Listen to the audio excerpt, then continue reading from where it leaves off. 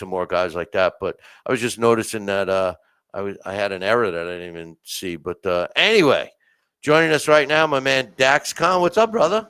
Hey, long time no see. The Hall of Yeah, Famer. The what's going Hall of on? Famer. And not one time, two-time Hall of Famer.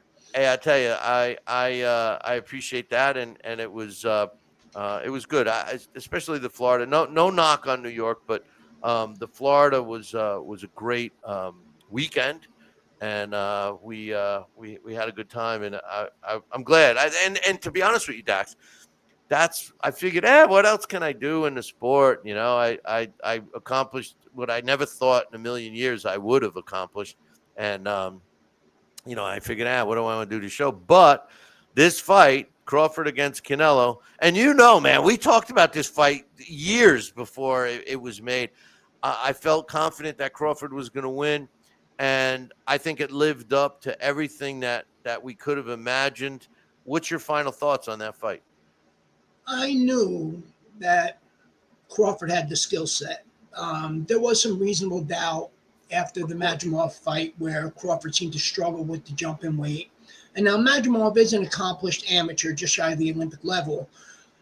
He did lose his next fight to Virgil Ortiz Jr. by similar scores as what he lost to Crawford, which brought up more questions. Not that Virgil Ortiz Jr. is not an elite fighter, just that if he's beating Madrimov by the same margin that Crawford did, what's going wrong with Crawford? But a lot of people, I don't know, listening maybe have never run into Crawford. He does walk around 175, 180 pounds. I remember being in Atlantic City with Zab Judah for a Clarissa Shields fight. We're walking down the hall of the Hard Rock, and there's Terence Crawford. I'm saying to myself, I'm like, wow. He's always reminded me of Thomas Hearns in the sense of that lanky build when he was younger and the ability to switch up boxing and knowing when to use his power. Except, of course, we know Terence has a better chin than Tommy. Crawford used his natural skill set. He boxed when he needed. He landed power shots that kept Canelo honest. If he felt the distance closing, he did what he does best, which is just switch gears, switch stances. It's going to be looked at as the opposite of what we tend to criticize 10 years from now, just as you mentioned about Lennox Lewis earlier, is going to realize that, this was truly a special fight of this era. Yeah, there's no doubt. The Manadirmov fight. When I looked at that, and that's what a lot of people said. Oh, he's never gonna. He struggled with that fight, and he's moving up 2 extra weight classes. But that fight, he jumped up in weight class after the previous fight. For this fight, he had a year to put on the weight, and we know one thing about Crawford. He's a serious cat, and he put on that weight the right way. And, when I saw photos of him working out and putting on the weight slowly, and then when he stepped in that ring, I'll tell you what surprised me the most, Dax, was that he didn't seem to lose any speed or mobility. I mean, it was all there. It was just it was Crawford, just a bigger version of him, really, right? Yeah, it was. It was, of course, I think everybody was a little bit wondering what's going to happen when Canelo was able to bury himself in there and start working the body. But again, Crawford just really didn't give him that chance. Exactly. Terence Crawford, I knew was going to be, and I won't say special, but even though he is a special fighter, but special so overrated and so overused in the sport. But I remember after his first major fight, I guess you can say, against a fellow upcoming prospect, which was against Klimov. And in that fight, if you remember, that was that lightweight, and Klimov had more or less went to survival mode. And after the fight, Terence Crawford, first thing he did was take to social media and he apologized. And he explained that when you have a veteran in there who knows how to survive and they frustrate you, it tends to cause you to make mistakes. It tends to cause you to try too hard. And that's when you don't get the knockout. I learned from this fight, and I'm not going to make the same mistake again. And ever since, Terence Crawford has not done that. Yeah, and I was nervous that we were going to see, a Joe Louis, Billy Kahn, reenactment because and it started. I started getting nervous towards the end of the fight because I'm watching. I'm going. He's starting to get a little more confident. He's going in there. I hope he doesn't go for the knockout because that's exactly what Canelo needed him to do. But he didn't. He stayed within his game, and he outboxed Canelo, and Canelo. Nothing against Canelo. I mean, it just that's the kind of fighter that beats Canelo. Bivol did it, Floyd did it, now Crawford did it. Look, this was two guaranteed first ballot Hall of Famers. Definitely. Um, People can say what they want to say about Canelo, but you cannot take away from what he's accomplished. Now, Terence Crawford, you know me, I'm a stats guy. Like I was saying in the chat room about, you got to look behind the numbers. Terence Crawford, ever since, right now he's 42-0 with 31 knockouts. He had 20 opponents with 15 stoppages in world title fights. He's 12-0 against current or former world titleists. He is a 4-division lineal champion. People forget he was the lineal champion at lightweight. Lightweight, right? People right. forget that. I know. Not only that, but he went and he won after the PBC did their best to freeze him out, and they forced their two most marketable welterweight, Sean Porter and then Errol Spence Jr. to fight him. He was fighting whoever he can get into the ring. And of course, this was after he had jumped up from 147 and he had already unified that. And then he had came in and he defeated an undefeated champion in Jeff Horn. And so far, we got to figure he's defeated 9 opponents with 2-digit undefeated records. 6 were either multi-time or unified world champions. The man has been dumped on his entire career. I remember when Bob Arum complained about losing money every pay-per-view that Terence Crawford was the headliner in, which was a time when the PBC did have him frozen out at welterweight because he was fighting whoever was available. He pretty much squashed that PBC stronghold on that division. And it's shameful that it's taken 17 years and lineal champion now in 3 divisions. 3 divisions, he is the undisputed champion in the 4-belt era. Terence Crawford is getting the mainstream respect for his accomplishments that he should have gotten back at junior welterweight. He is so good, and me and you have had this conversation before about Vladimir Klitschko, where he is so good, he makes world-class opponents look average. It's true. And, the thing I think, and I've said this, I think the biggest thing that hurt Terence Crawford, and not only the way fans looked at him, I'm going to say that past tense, because whoever doesn't look at him the way he deserves now just doesn't know the sport, but also financially, was Bob Arum in Top Rank. When he was signed with them for as long as he was, they kept him on the shelf in a sense. He lost, I don't know how much money, millions of dollars by not being active. And then he was the one that was being criticized for not being active. When, as far as the PBC concerned, don't even get me started with them, but everybody thought that Errol Spence was going to destroy him, and he ended Errol Spence's career, in my opinion. Oh, and of course, then the excuses about the car accident and, come on now. You were talking about the records before. When you break down Errol Spence Jr.'s record, you see there's names on there that were undefeated, yet they never defeated an opponent with a winning record. Exactly. A lot of the junior welterweights that moved up to welterweight, such as Danny Garcia or Lamont Peterson, they hadn't outgrown 140 pounds. It's just that the PBC wanted to monopolize that division. But yes, he went out there. Not only did he beat Errol Spence, but he brutalized Errol Spence. I think we've seen Terence Crawford take out a lot of frustration against the sport and the way he had been treated in that fight. Against Errol Spence. Correct. Yeah, I agree. I think agree. So. Oh, I saw a post on social media today that was saying, I was shocked. This particular guy's been posting stuff, and I think he's got a screw loose. But as a matter of fact, he was saying that Canelo was robbed, that he thought Canelo won the fight. But he was saying that Keith Thurman deserves a shot at Crawford because he feels Crawford is ducking Keith Thurman. I think Keith Thurman, he's expired, in my opinion. I mean, how he got, well, we know how he got because it's a PBC fighter, but he's getting a world title shot against Sebastian Fundora, and the guy fought once. I mean, between a bicycle accident, car accident, slipped on a banana peel and hurt his back. I mean, all these excuses. I don't even want to see him in the ring anymore. After he got married, however long ago, he wanted to take time off and live as a husband. And but just to break down Crawford real quick, you got to figure between 2015 and 2016, Crawford faced a number one ranked contender.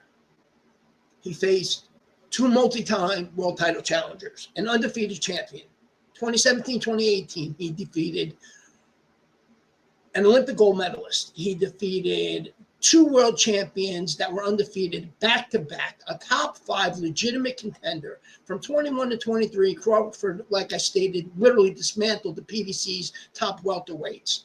Since winning his first minor title, the NABO, I think, which was that fight I mentioned with Klimov, Crawford's combined opponent's resume is 576, 37, and 10.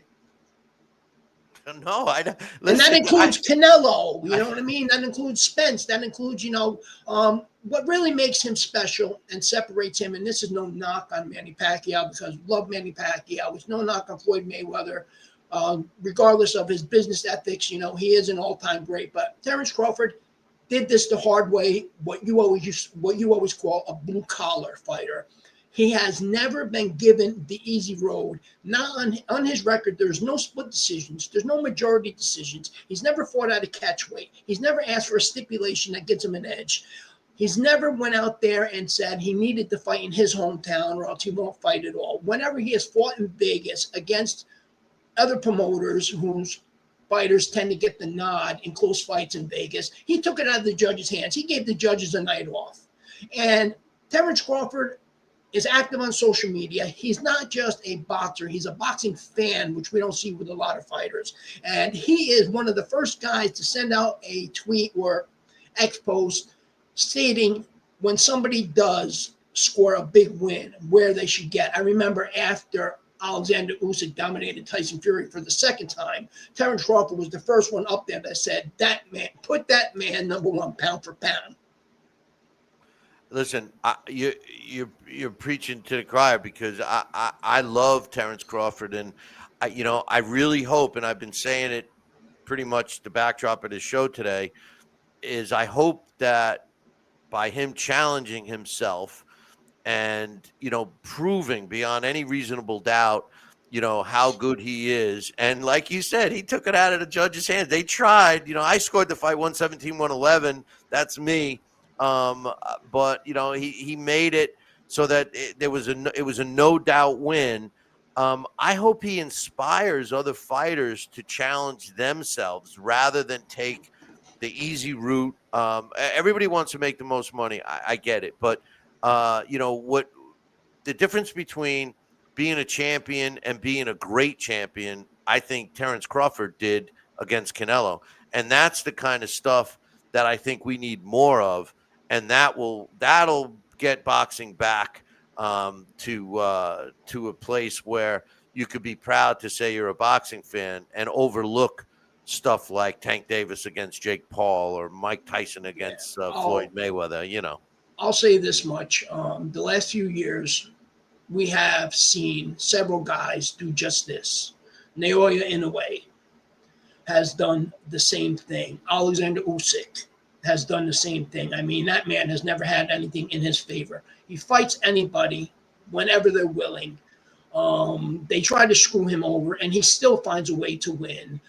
Unfortunately, throw in Dmitry Bivol and Artur Beterbiev, the two top light heavyweights. They had no problems with fighting not once, but twice, because they wanted to prove They wanted legacy to go along with the money. The money is great, but the money can be spent, as we know in this sport. A lot of fighters end up blowing through their money, but the legacy will last forever.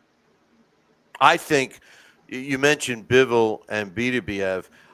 That fight, I believe, deserves a third fight. I think that they were both legit in winning one each, and I think that that's a money fight, a third fight. I'm kind of surprised it hasn't been, it hasn't materialized to this point. But David Benavidez, that's the issue. David Benavidez. I mean, listen. I think he's going to have against Anthony Yarde is not going to be an easy fight for Benavidez. Doesn't have the skill set. He's Look, big and he's a fan. People like him and he's popular, but he doesn't have the skill set. I'm sorry. He's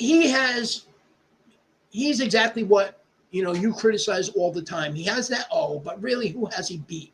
Alexander Bodzik, after he was still, I think he beat some low-level opponent after coming back from what Arthur Beterbiev did to him. And, he actually went the distance with Benavidez. Benavidez, he's lost belts on scale. He's lost a belt from being seen doing cocaine. He won the belt from the weakest champion in the division. Now, Turkey, he put out something saying, can David Benavidez make 168 pounds? And wants him to win against Crawford. David Benavidez, when he goes into the ring, he's been known to weigh over 200 pounds. I don't think I get pissed when I hear everybody finding opponents now for Terence Crawford. It's like he did everything that he needs to do. I know. Listen, I said it earlier in the show. The only fight that could make sense for him and make him a lot of money is a rematch with Canelo. But I don't think Canelo wants a rematch. I mean, but that's it. I don't think, and I'm not Crawford, and he's a unique individual. I don't think people should start trying to keep, like David Benavidez. I think is a waste fight for him. Not that I don't think he could win. I think he would do the same thing. I don't care how big he is, yeah, I just I don't find any merit to it. You know what I no, mean? I'm with you. No, I'm with you. But anyway, what I was going to say is that what a better way. I know, obviously, I don't know his bank account, but I'm pretty sure that Terence Crawford has a decent amount of money. I know that he's close with his family. He's always posting on stuff, that he's bought for his mom. He's not a guy that's out there flashy. He's not a guy that's out there partying in clubs. So I can't see him just going out, leaving boxing and, ruining himself and having to come back 5 years later because he's broke. So with that being said, what a better time to walk away from this sport, a brutal sport, after you have been so dominant for 17 years on top. You defeated every man you ever faced without a single bit of doubt or criticism. Maybe a lot of disappointment, but no doubt or criticism on who won. Why not leave now? There really is nothing more to accomplish. He's 37 years old. He's not an old 37, just like Arthur Beterbiev is not an old 40. But the point of the matter is he's 37 years old. Anything can happen overnight. And why not just leave where you are right now? Because what he's done, how he's done it, has not been done before, except by Alexander Usyk at a higher division and Naoya Inoue. Listen, I agree with you 100%. I said it as I opened the show. I think that there's nothing left for him, and he should, go and basically, like Lennox Lewis, walk out on top, and he'll always be remembered for that. But hey, Dax, I appreciate you coming on. We obviously got to get you back as we get back into the swing of things here, and we'll go from there, my man. We got some decent fights coming up, club level shows. Nothing big again for a little bit, but hopefully this surge will continue going forward. It should. Look forward very much to two things you can talk about at any point in time in the future if I'm on again. Is Bam Rodriguez has one more fight at super flyweight, and then he's going up to bantamweight. because he wants to unify that division. He wants to collect all 4 titles. And then Junto Nakatani is jumping up to super bantamweight, and he's going to chase down Naoya Inoue. So, those lower weight classes, we got some great fights that are coming up Yeah, sooner than later. I love the smaller weight classes now, and now's a good time, especially with Bam Rodriguez floating around there too, and he's so exciting. Maybe they finally get some recognition like they deserve. Hopefully, man. But All all right, right. all right, brother. I appreciate you coming on. I'll talk to you soon. All right, Hey, everyone. now that I know that you're not working with the Owls, that's good. That's good stuff. Yeah, I'm glad I'm not anymore, too. So, all right, everybody. Enjoy the night. Take it easy, Dax. That's my man, Daxx Khan. And listen, I appreciate everybody joining us for this comeback show.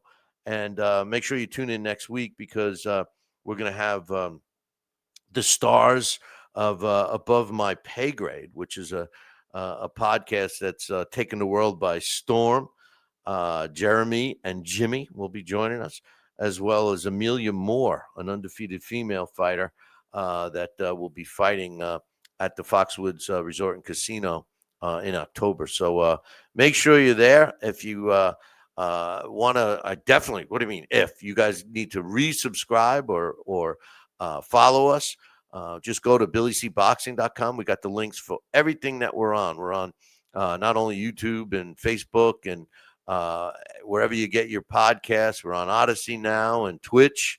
And I tried to our stream didn't work live on Rumble, but I'll get this show up there. So anyway, I appreciate it. I'm glad to be back, and I hope to see you guys soon. So until then, I'll leave you with this. Make sure you tune in next week, same bat time, same bat channel. Until then, ciao, baby.